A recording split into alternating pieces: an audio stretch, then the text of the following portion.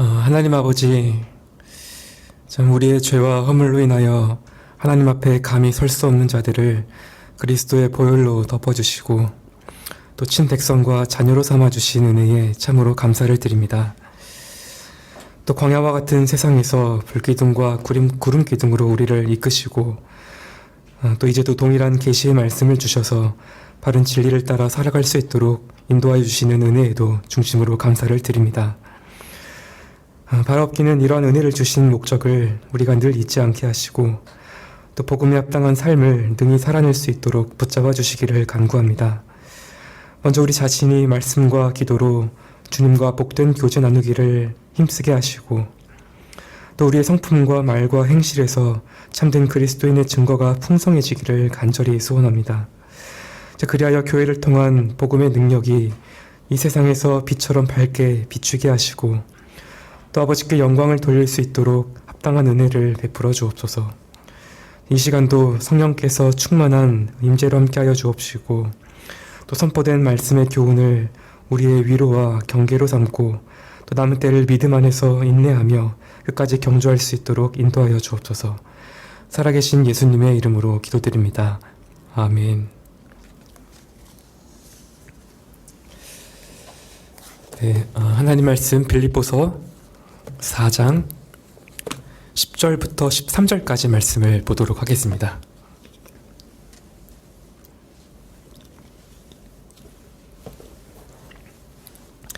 네, 빌립보서 4장 10절부터 13절까지 말씀입니다.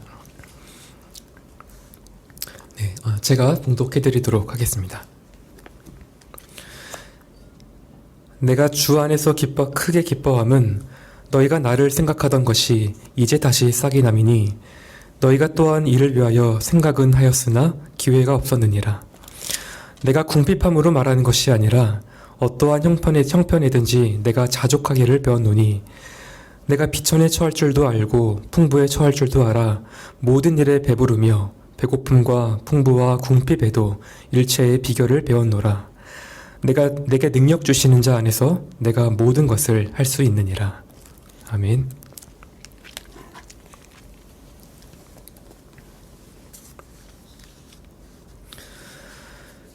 이제 바울은 이 9절에서 빌립보 교회를 향한 권면을 마쳤습니다. 이 박해와 분열을 겪고 있던 빌립보 교회는 바울의 목회적인 지도와 권면을 필요로 했습니다. 이에 바울은 교회가 굳게 연합하기 위한 여러 가지 권면을 주었죠. 그리고 4장에 와서는 그것을 실제로 적용하면서 몇 가지 핵심적인 주제들을 다시 강조했습니다. 그런데 이처럼 실질적인 내용을 전하고 나서도 여전히 바울이 이 편지를 끝맺지 못하고 있습니다. 바울은 자신이 감옥에 있는 동안에 이 에바브로디도를 통해서 보내준 그 선물에 대해서 깊은 감사를 표하고자 했던 것입니다. 이 선물이 구체적으로 무엇이었는지는 알기 어려운데 17절, 18절을 이렇게 보면 바울이 재정과 관련된 용어를 사용합니다. 그래서 이 선물이 적어도 돈과 관련되어 있거나 전적으로 돈을 의미할 것입니다. 어쨌든 에바브로디도가 이 선물을 가져왔고 이제 다시 빌립보 교회로 돌아가려고 하고 있습니다. 그 편에 바울이 이제 편지를 보내려고 쓰고 있는 것입니다. 자신의 고난에 함께 해주었던 이들에게 바울은 꼭 감사를 전하고 싶었고 그것이 얼마나 힘과 기쁨이 되었는지를 알리고자 했습니다. 먼저 10절에서 이렇게 시작합니다. 내가 주 안에서 크게 기뻐함은 너희가 나를 생각하던 것이 이제 다시 싹이 남이니 너희가 또한 이를 위하여 생각은 하였으나 기회가 없었느니라. 어떤 사람들은 이런 표현이 조금 이상하게 들린다고 말합니다. 왜냐하면 바울이 이 빌립보 성도들에게 그저 감사하다라고 딱 명시적으로 말하고 있지 않기 때문이죠. 분명 감사를 표하지만 왠지 모르게 빌립보 교인들을 책망한 것처럼 느껴진다고 말하는 것입니다.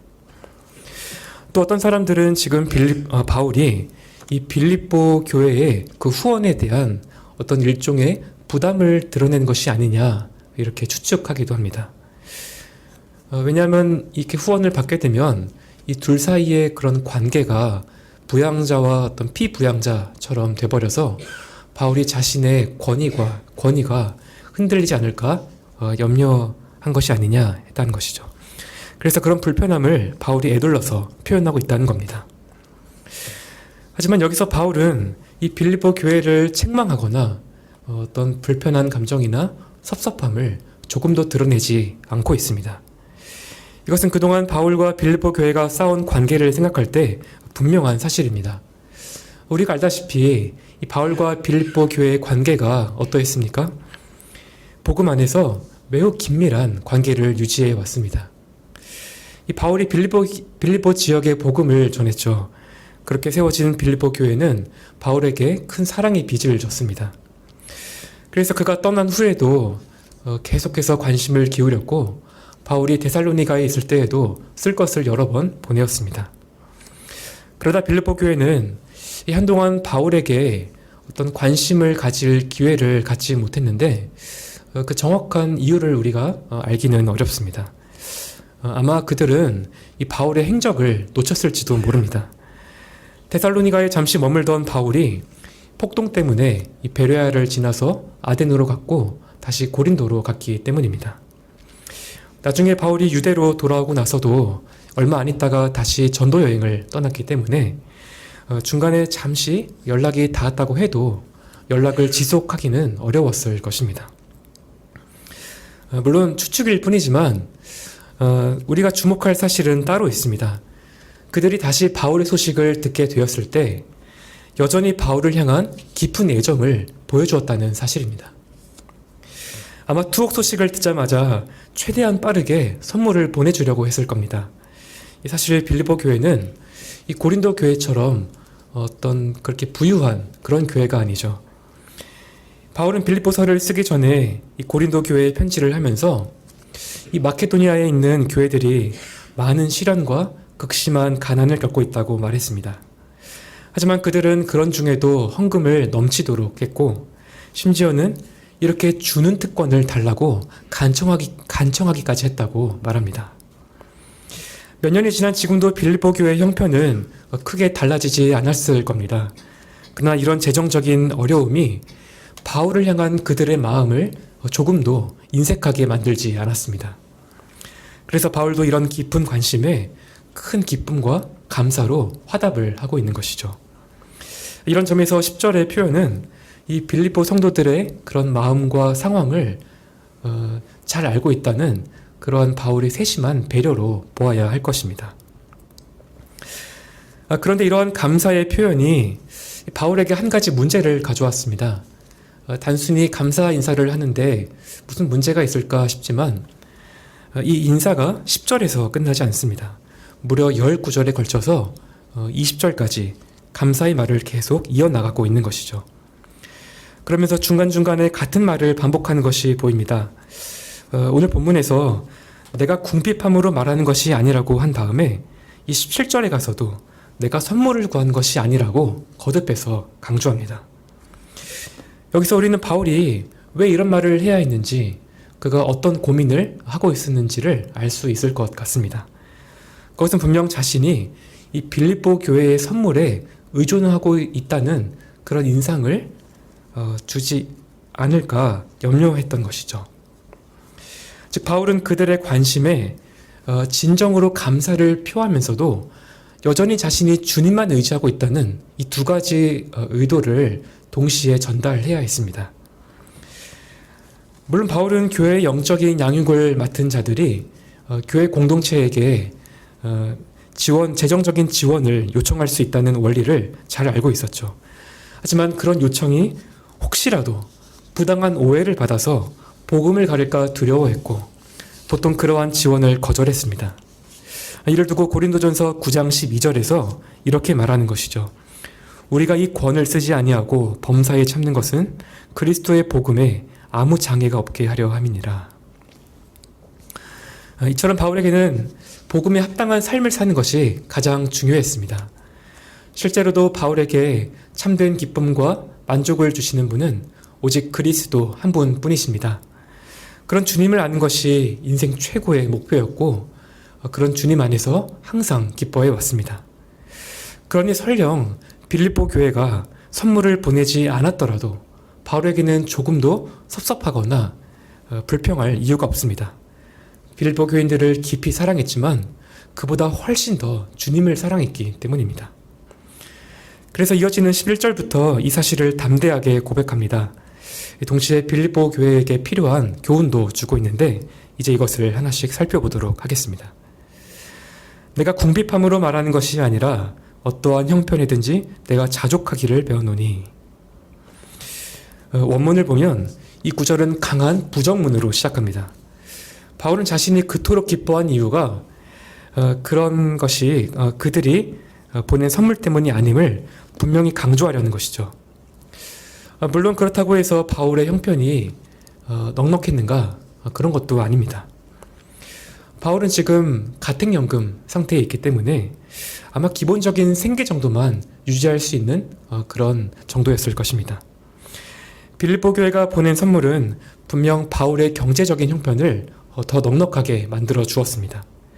하지만 이러한 사실이 바울의 기쁨과는 아무런 관계가 없습니다. 그 이유가 무엇입니까? 바울은 어떠한 형편에도 자족할 줄 알았기 때문입니다. 참으로 놀라운 고백이죠. 이런 말을 공언하는 자체가 참으로 인상적입니다. 그런데 성경 전체에서 항상 이 재정과 관련된 이 주제를 말할 때 가장 중요하게 주는 교훈도 바로 이 자족입니다. 성경은 우리에게 자족하라고 말씀합니다. 우리가 사는 사회는 그렇지 않죠. 특히 이런 자본주의 사회에서는 이 개인의 이익 추구를 기반으로 합니다. 그래서 어떤 자본과 기술을 가진 소수가 이 부를 독점하게 되는 그런 경향이 있고, 이런 소득의 불평등은 또 다른 부의 추구를 낳습니다. 자족이 미덕이 아니라 좀 더 가져야 하고 좀 더 많아야 행복해지고 좀 더 많아야 많은 일을 할 수 있다고 촉구하는 것이죠. 하지만 성경은 어느 곳이든지 이 재정에 대해서 우선적으로 권면하기를 자족하라고 말씀합니다. 대표적인 말씀이 디모데전서 6장 6절부터 10절에 있습니다. 모두가 잘 아시는 말씀인데 제가 봉독하겠습니다. 그러나 자족하는 마음이 있으면 경건이 큰 이익이 되느니라. 우리가 세상에 아무것도 가지고 온 것이 없음에 또한 아무것도 가지고 가지 못하리니 우리가 먹을 것과 입을 것이 있은즉 족한 줄로 알 것이니라. 부하려 하는 자들은 시험과 올무와 여러 가지 어리석고 해로운 정욕에 떨어지나니 곧 사람으로 침륜과 멸망에 빠지게 하는 것이라. 돈을 사랑함이 일만하게 뿌리가 되나니 이것을 사모하는 자들이 미혹을 받아 믿음에서 떠나 많은 근심으로써 자기를 찔렀도다. 여기 9절에서 이 부하려 하는 자들이라는 이 표현은 단지 돈을 많이 벌어서 부자가 되고 싶은 그런 사람들만 말하는 것이 아닙니다. 사람들이 종종 이렇게 부자까지는 나는 바라지 않는다 할지라도 지금보다는 조금만 더 있었으면 좋겠다 이런 생각은 종종 하는 것 같습니다.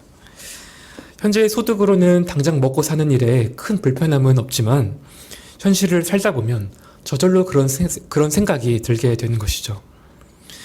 그런데 부하려 하는 자들이란 이 표현이 가리키는 것이 바로 이처럼 조금만 더 있었으면 하는 그런 마음입니다. 우리의 필요를 가장 잘 아시고 또 일용할 양식을 공급하시는 하나님이 우리에게 가장 적절하게 주실 것을 믿지 못하고 조금만 더 있으면 행복할 수 있다는 그런 생각에 매이고 마는 것이죠. 이것이 재물을 사랑하는 것의 핵심이라고 할 수 있습니다. 하지만 성경의 가장 중요한 가르침 중 하나는 자족하라라는 것이고 이것이 우리의 경건에도 가장 큰 영향을 줍니다. 방금 봉독해드린 디모데전서를 쓸 때 바울은 이미 노인이었죠. 노년에 이른 바울이 지난날을 이렇게 돌아보면서 젊은 목회자인 디모데에게 썼던 편지입니다. 그러니 바울이 할 이야기가 얼마나 많았겠습니까? 그런데 그 중에서도 가장 먼저 배워야 할 것은 어떤 상황에도 만족할 줄 아는 경건이 가장 중요하다고 가르치는 것입니다. 사실 세상의 많은 철학자들이나 작가들도 이런 만족의 가치와 중요성을 말해왔습니다. 하지만 여기에는 그만큼 만족하기가 쉽지 않다라고 하는 그런 의미도 함께 있습니다. 우리에게 익숙한 작가 중에 이 톨스토이라고 하는 러시아 작가가 있죠. 이 톨스토이가 남긴 작품 중에 인간에게는 얼마만큼의 땅이 필요한가라는 유명한 작품이 있습니다. 아마 읽어본 분들도 계실 텐데요. 이 책에는 자신이 가진 것에 만족하지 못하고 무엇이든 더 가지기를 원했던 한 부자 농부의 이야기가 있습니다. 어느 날 이 농부가 1000루블, 그러니까 우리나라 돈으로 15,000원 정도 되는 이 화폐 단위인데, 이 돈으로 하루 동안 자신이 밟은 모든 땅을 살 수 있다는 그런 제안을 받습니다. 한 가지 유일한 조건은 해가 지기 전에 반드시 자신이 출발했던 곳으로 다시 돌아와야 한다는 겁니다. 그래서 다음날 이 농부가 아침에 일찍 일어나서 빠른 걸음으로 걷기 시작합니다. 거의 경보선수처럼 걷는 듯 뛰는 듯 했겠죠. 그러다 점심때가 되자 매우 피곤했지만 걸음을 멈추지 않았습니다. 그럴수록 그가 차지하게 될 땅도 점점 많아지게 되었죠. 그런데 오후가 되자 농부는 자기 욕심 때문에 너무 멀리 왔다는 것을 깨달았습니다. 그래서 그때부터 서둘러서 출발점으로 다시 돌아가기 시작합니다. 해가 점점 지기 시작했을 때 처음에는 그래도 늦지 않아서 다행이다라고 생각을 했습니다. 그러면서도 이 조급한 마음 때문에 이제 점점 뛰기 시작했는데, 해가 거의 사라질 때쯤 출발점이 눈에 들어왔습니다. 농부는 매우 숨이 찼지만 해가 지기 바로 직전에 혼신의 힘을 다해서 겨우 출발점에 도착합니다. 그런데 그 결말이 무엇입니까? 너무 지쳐서 그 자리에 쓰러진 농부가 피를 토하고 말았고 몇 분 후에 그만 숨을 거두게 됩니다. 나중에 이 부자 농부의 종들이 그의 무덤을 팠는데 그 넓이가 세로 180, 가로 90cm에 불과했다고 말합니다. 고작 이 정도 크기의 땅을 결국 자기 목숨값으로 주고 산 것이죠. 이 이야기는 욕심 때문에 목숨을 잃을 만큼 사람이 만족하는 일이 어렵다는 교훈을 줍니다. 이 바울이 말하는 자족도 마찬가지입니다. 자족하는 일은 너무나 중요하지만 그만큼 쉽지가 않습니다. 하지만 오늘 이 본문의 첫 번째 강조점은 이렇습니다. 바울처럼 어떠한 형편에서도 자족하는 일이 분명하게 가능하다라고 하는 것입니다. 여러분, 우리가 이 믿음을 절대로 잃지 말아야 하겠습니다. 바울도 처음부터 모든 일에 만족하면서 살았던 것이 아닙니다. 이 바울이 얼마나 위대한 사도입니까? 사람을 높이려는 것이 아니지만 참 이 기독교 역사에서 바울만큼 그리스도께 헌신했던 사람을 찾기가 어렵습니다. 그런데 그런 바울도 우리와 똑같은 성정을 지닌 사람입니다. 우리와 똑같이 어떤 문제에 부딪혔을 때 때로는 좌절하고 낙심하기도 했습니다. 하지만 결국 바울은 자신이 어떤 상황에서도 자족하는 법을 터득했다라고 말을 하고 있는 것이죠. 그러니 우리도 이처럼 복된 상태에 도달하는 것이 가능하다라는 것입니다. 우리가 이 사실을 정말 믿게 해달라고 하나님께 간절히 구해야 합니다. 그렇지 않으면 사실 우리가 갈 길은 거의 정해져 있습니다. 그럴듯하고 합리적인 이유를 내세워서 우리는 조금씩 현실과 타협하기 시작할 것입니다.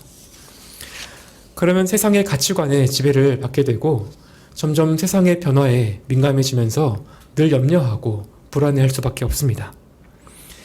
이런 식으로 많은 신자들이 믿음에서 떠나가고 있습니다. 정말 믿음으로 사는 것이 무엇인지, 정말 하나님만 의지하며 사는 것이 무엇인지, 어떤 의미인지 알지 못한 채 평생을 살아갑니다. 또 이렇게 자족하지 못하는 마음은 원망과 불평으로 이어지기 쉽습니다. 고린도전서 10장에서 바울이 이것을 경고하고 있죠.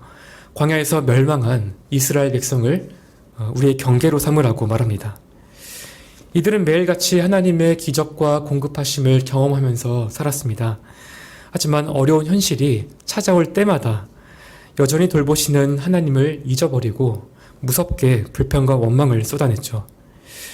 이렇게 하나님을 멸시한 탓에 그들 중에 어떤 이들은 하나님의 심판을 자초했고 하루아침에 수만 명이 죽고 말았습니다. 광야 이스라엘 백성 중에 단 한 사람이라도 굶어 죽은 사람이 있습니까? 아무도 없습니다. 거의 모두가 믿음을 떠나서 불평과 원망 때문에 죽고 만 것이죠. 이처럼 자족하지 못하는 마음은 우리 신앙에 매우 치명적입니다. 하지만 반대로 자족할 줄 아는 마음은 우리에게 말로 다할 수 없는 유익을 가져다 줍니다. 물론 현실은 변한 게 없고 그대로일지 모릅니다. 그러나 현실이 어떠하든지 우리 영혼이 날마다 천국의 삶을 경험하게 될 것입니다. 왜냐하면 이 자족하는 마음이 수많은 죄의 유혹과 두려움을 막아주고 늘 안식과 평안 가운데 우리 마음이 머물 수 있게 해줄 것이기 때문입니다. 그 단적인 예가 사도행전 16장에 등장하죠. 바울이 편지의 수신처인 빌립보에 처음 갔을 때 한 가지 사건이 일어납니다. 바울과 실라가 체포되어서 수없이 매를 맞고 이 족쇄에 묶여서 감옥에 갇히게 된 것이죠. 참 현실적으로만 보면 최악의 상황입니다. 하지만 성경이 이들에 대해 어떻게 말씀을 하고 있습니까? 바울과 실라가 한밤중에 하나님을 찬양하며 기도했다라고 말씀합니다. 이 두 사람은 현실의 영향을 받지 않고 어떤 형편에 있든지 자족할 줄 알았던 것이죠. 이 밖에도 자족해주는 많은 유익이 성경에 기록되어 있습니다. 이것은 모두 하나님께서 우리가 자족함에 이를 수 있다라고 격려하시는 말씀입니다. 그러니 우리가 이런 자족함을 사모하고 그러한 상태에 이를 수 있다고 하는 그 믿음을 절대로 잃지 말아야 하겠습니다. 그렇다면 이제 자연스럽게 생기는 질문이 있습니다. 우리가 어떻게 하면 이런 자족함에 이를 수 있느냐 하는 것이죠. 바울이 이 부분에도 답을 주고 있습니다. 11절, 12절에서 바울이 계속 반복하는 단어가 있는데 무엇입니까? 배웠다라는 말입니다. 11절에서 자족하기를 배웠다고 말하고 12절에서는 이 배웠다는 것을 강조하기 위해 비결을 배웠다라고 표현합니다. 이 표현은 당시 그 헬라 세계에 있었던 그 신비 종교에 입문할 때 사용했던 어떤 전문 용어입니다. 여기서 이 바울이 이런 단어를 사용한 이유는 이 자족을 배우는 일이 너무 비밀스러워서 어떤 특별한 소수에게만 허용된다라고 하는 그런 의미는 아닐 것입니다. 오히려 자족에는 반드시 어떤 배움의 과정이 있어야 한다라는 것을 강조하려는 것이죠. 이것이 바울의 두 번째 요지입니다. 우리가 자족함에 이르기 위해서는 반드시 배움이 필요하다라는 사실입니다. 자기가 은혜 받았다고 생각하는 그 어떤 순간이나 하루아침에 저절로 되는 것이 아니라는 것이죠. 바울은 12절에서 자신이 자족을 배웠던 특별한 학교를 소개합니다. 내가 비천에 처할 줄도 알고 풍부에 처할 줄도 알아 모든 일에 배부르며 배고픔과 풍부와 궁핍에도 일체의 비결을 배우노라. 이 구절은 바울이 그동안 지내왔던 그런 삶의 우여곡절을 잘 보여주고 있습니다. 먼저 비천에 처한다라는 말은 보통 이렇게 신분과 관련된 단어입니다. 바울은 이 단어를 앞에 2장 8절에서 그리스도께서 자신을 낮추신 것을 표현할 때 썼습니다. 다만 오늘 본문에서는 빌립보 교회가 보낸 선물을 논하고 있는 그런 맥락이기 때문에 아마 신분보다는 재정적인 어려움을 염두에 두었을 것입니다. 바울이 과거에 굶주리고 목마르고 또 정처 없이 다닐 때도 있었지만 그런 비천함 중에서도 바울은 만족하는 법을 배운 것이죠. 또한 바울은 자신이 풍부에 처할 줄도 안다고 말합니다. 이 풍부라는 단어는 이 문맥상 물질적인 풍요를 말하고 이 뒤에 나오는 것처럼 배불리 먹는다라는 의미를 포함합니다. 이 바울이 가난뿐만 아니라 이런 풍족한 생활도 경험해 보았다라고 하는 사실은 어딘가 조금 낯설어 보이기도 합니다. 물론 그렇다고 해서 그런 풍족함을 지금 현대와 똑같은 기준으로 이해하기는 어렵겠죠. 18절을 보면 바울은 가택에 연금되어 있는 상태인데 자신이 풍부한 상태이고 빌립보 교회가 보낸 선물 때문에 넉넉해졌다라고 말합니다. 그러니 바울이 말하는 이 풍요함이란 분명 어떤 과도한 물질적인 풍요는 아니었을 것입니다. 하지만 설령 바울이 어떤 물질적으로 그런 커다란 부요함을 경험했다라고 하더라도 그것이 바울의 기쁨을 더 크게 만들지는 않습니다. 또 그런 풍족함이 바울의 자존감을 높이거나 방종으로 이끌 수도 없습니다. 왜냐하면 바울은 풍부에 처할 때도 자족하는 법을 배웠기 때문이죠. 여러분께서는 이 비천과 풍요 중에 어느 쪽이 자족하기가 더 어렵다고 생각하십니까? 그러니까 사람마다 다르겠지만 둘 다 어려운 건 확실합니다. 또 실제로 겪어보지 않으면 어느 한쪽이 더 어렵다 쉽다 이렇게 장담하기는 어렵습니다. 그러나 제 개인적으로는 아무래도 풍족할 때가 더 어렵지 않나 싶습니다. 왜냐하면 성경이 이 수도 없이 돈의 위력에 대해서 말씀하고 있기 때문입니다. 예수님께서도 마태복음 6장 24절에서 한 사람이 두 주인을 섬길 수 없다라고 말씀하신 다음 너희가 하나님과 재물을 겸하여 섬길 수 없다라고 말씀하십니다. 마치 하나님의 유일한 라이벌이 돈인 것처럼 말씀하고 계시는 것이죠. 간혹 어떤 사람들은 당장 돈이 없어서 그렇지 하나님이 주시기만 하면 내가 잘 쓸 수 있다라고 말을 하기도 합니다. 하지만 우리는 본성상 죄인에 불과합니다. 그런 자신을 믿거나 자신에게 속지 말아야 합니다. 바울도 그렇게 말하고 있지 않죠. 먼저 풍부에 처하는 법을 배우지 못하면 돈도 제대로 쓰지 못한다라는 것입니다. 이 비천에 처한 것도 그렇습니다. 이것도 우리가 배워야만 알 수 있습니다. 때때로 하나님은 우리를 가난에 처하게 하시고 또 사업이 완전히 실패해서 모든 것을 잃게도 하십니다. 그래서 우리를 사람들 가운데 가장 낮고 연약한 자리에 두시기도 하고 또 심지어 멸시와 모욕을 당하게 하시기도 합니다. 그 이유가 무엇입니까? 우리가 배우지 않으면 절대로 자족할 수 없는 죄인들이기 때문입니다. 성경에 나오는 인물들도 그렇습니다. 이 모세는 당시 최대 강국인 이집트에서 공주의 아들로 40년을 살았지만 하나님께서 모세를 40년 동안 광야로 보내십니다. 이 기간 동안 모세가 무엇을 배웠을까요? 비천함 가운데 자신이 얼마나 죄인인지, 자신이 얼마나 짐승 같은 그러한 자인지를 깊이 깨달았을 것입니다. 그렇게 모세가 비천에 처하는 법을 배웠을 때 하나님께서 모세를 들어 사용하십니다. 또 다윗은 어떻습니까? 하나님께서는 다윗에게 일찍이 기름을 부으셔서 왕으로 택하셨습니다. 그러나 다윗은 왕이 되기 전까지 무려 13년 동안이나 이 사울에게 쫓겨다니게 됩니다. 하지만 이 세월 동안에 다윗이 배운 것이 있죠. 바로 비천에 처하는 일입니다. 이때 다윗은 가난하고 멸시받는 자들의 심정들을 알게 되었습니다. 그래서 다윗이 왕위에 올랐을 때에 그토록 선정을 베풀 수 있었던 것이죠. 이처럼 바울은 우리가 어떤 한 가지 상황만이 아니라 대체로 비천과 풍요를 경험할 때 자족하기를 배울 수 있다고 말합니다. 간단히 말해서 우리가 여러 가지 일들을 직접 겪고 이렇게 부딪히면서 자족하는 법을 조금씩 배워갈 수 있습니다. 그런데 여기서 우리가 한 가지 오해하면 안 되는 것이 있습니다. 지금 바울은 경험이 최고의 교사다라는 그런 어떤 상투적인 말을 하는 것이 아닙니다. 경험으로 배운 것은 맞지만 그것이 전부가 아니라는 것이죠. 우리도 알다시피 단순히 어떤 경험을 많이 한다고 해서 항상 유익한 교훈을 얻는 것은 아닙니다. 중요한 것은 무엇입니까?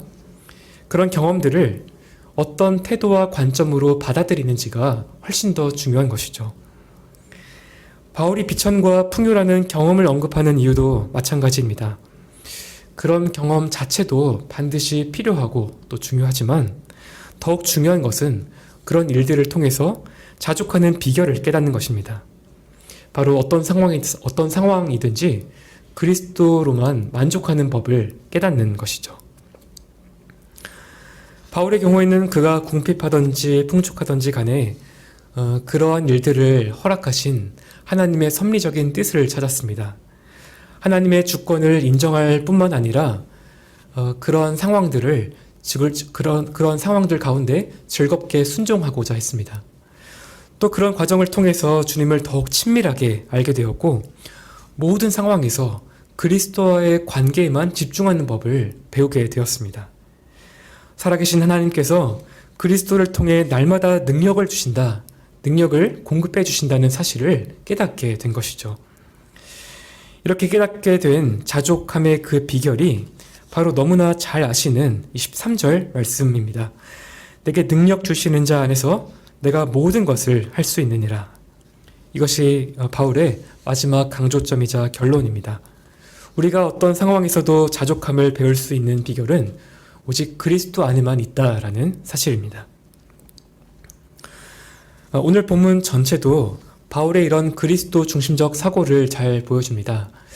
바울의 생각이 그리스도로 시작해서 그리스도로 끝이 납니다. 바울이 주님 안에서 내가 크게 기뻐한다 라는 말로 이 단락을 시작했었죠. 이제 13절에서 바울은 자신의 삶에 임하는 그리스도의 능력을 찬양하고 높입니다. 능력을 공급하시는 그리스도 안에서 내가 모든 것을 할 수 있다라고 담대하게 말하는 것이죠. 아마 여기서 이 모든 것이라고 하는 이 표현 때문에 많이들 오해를 하시는 것 같습니다. 지금 바울은 예외 없이 내가 모든 일을 할 수 있다라고 하는 어떤 전능함을 말하는 것이 아닙니다. 사실 이 13절이야말로 문맥과 이렇게 분리해서 이해를 할 때 가장 위험할 수 있는 대표적인 그런 경우이죠. 이 모든 것이란 말은 어떤 상황에서도 만족할 수 있다라고 하는 그 바로 앞에 그 주장을 말합니다. 비천이나 풍부에 처할 때, 또 배부를 때나 궁핍할 때나 그리스도만으로 만족할 수 있다는 그 의미인 것이죠. 그래서 어떤 성경 번역본은 이 모든 것의 범위를 문맥과 이렇게 연결시켜서 이 모든 것이라고 번역을 하기도 했습니다. 이런 문맥을 무시한 채로 13절을 읽고 적용하면 자칫 하나님께 큰 죄를 범하고 맙니다.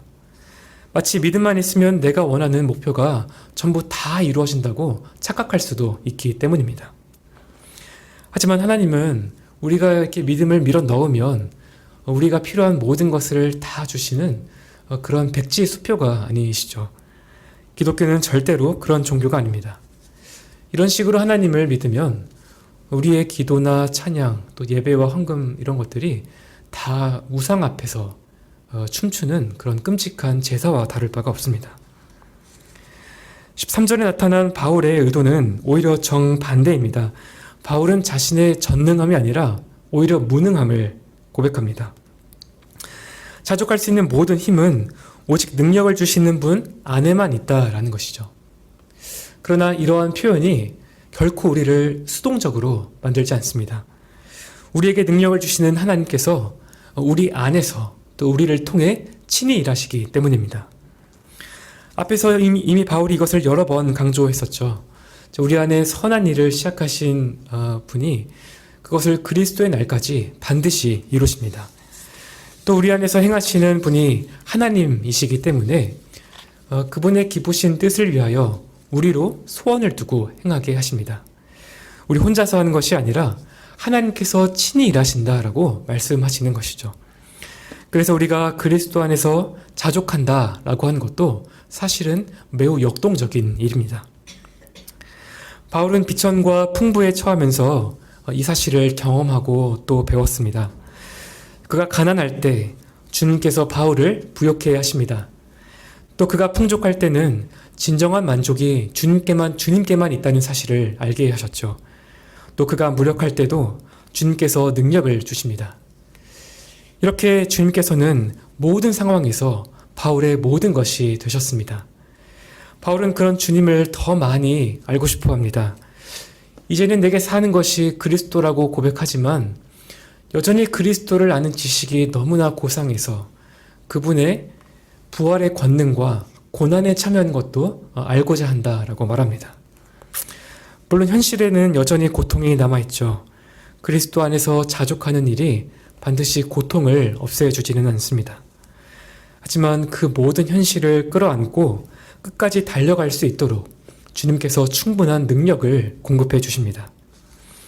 이처럼 우리가 모든 상황에서 만족할 수 있는 비결은 바로 그리스도와의 친밀한 연합에 달려 있습니다. 바울이 그랬듯이 우리도 그리스도 안에서만 기쁨과 만족 찾기를 배워야 합니다. 이렇게 그리스도와 교제하고 또 그리스도만을 의지하는 법을 배울 때 우리도 내게 능력 주시는 자 안에서 내가 모든 것을 할 수 있다라고 담대하게 고백할 수 있습니다. 하나님께서는 오늘 우리가 이런 복된 상태에 이르는 것이 정말 가능하다라고 말씀하십니다. 그리고 이렇게 말씀만 하시는 것이 아니라 친히 우리를 이끄시고 또 필요한 모든 능력을 공급해 주십니다. 우리 각자에게 다양한 상황을 허락하시고 그런 상황으로 이끄시는 것은 바로 이러한 사실을 배울 수 있게 하기 위한 것이죠. 오직 그리스도만이 어떠한 상황에서도 우리의 참된 기쁨과 만족이 되어주십니다. 때로는 이것을 배우는 과정에 고난과 또 실패가 있고 어쩌면 평생에 걸릴지도 모르는 일입니다. 하지만 우리가 그저 절망만 하는 것이 아니라 다시 일어설 수 있는 것은 하나님께서 이 모든 일을 통해 크신 은혜와 능력 주심을 여전히 우리가 알고 믿기 때문입니다. 이 선한 한 가지 목적을 위해서만 하나님께서 우리의 모든 일들을 합력하여서 선을 이루십니다. 그러니 우리가 이러한 일하심을 믿고 주님 안에서 자족함을 배울 수 있게 해달라고 구해야 하겠습니다. 이렇게 주님만을 기뻐하기 시작할 때 교회도 회복되고 하나님께서 영광을 받으십니다. 이것이 자족함의 본질이고 또 우리가 추구해야 하는 궁극적인 목표입니다. 이런 모습이 우리 각자의 삶과 또 교회에 잘 드러날 수 있게 해달라고 이 시간 하나님의 은혜를 구해야 하겠습니다. 네, 함께 기도하겠습니다. 하나님 아버지, 오늘 말씀을 통해 하나님을 가까이 하는 것이 가장 복되다는 사실을 다시 깨닫게 하여 주심을 감사드립니다. 우리에게 주신 말씀을 가지고 현실을 사는 것이 쉽지 않지만 참 필요한 능력과 참된 만족을 주시는 그리스도께서 언제나 동일한 하나님이심을 믿게 하시고 또 세상 끝날까지 우리와 함께 하시겠다는 그 약속을 기억하고 또 담대하게 우리의 남은 때를 살아갈 수 있도록 인도하여 주옵소서. 살아계신 예수님의 이름으로 기도드립니다. 아멘. 하늘에 계신 우리 아버지여, 이름이 거룩히 여김을 받으시오며 나라에 임하옵시며 뜻이 하늘에서 이룬 것 같이 땅에서도 이루어지이다. 오늘날 우리에게 일용할 양식을 주옵시고 우리에게 죄 지은 자를 사하여 준 것 같이 우리의 죄를 사하여 주옵시고 우리를 시험에 들게 하지 마옵시고 다만 악에서 구하옵소서. 대개 나라와 권세와 영광이